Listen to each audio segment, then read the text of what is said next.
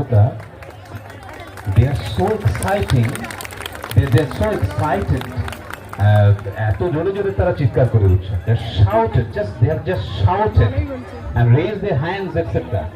সুতরাং কোথাও একটা উত্তেজনা ওদের মধ্যে কাজ করছে, উদ্দীপনা কাজ করছে আজকে এই ক্রীড়া অনুষ্ঠানকে কেন্দ্র করে। Yes, continue.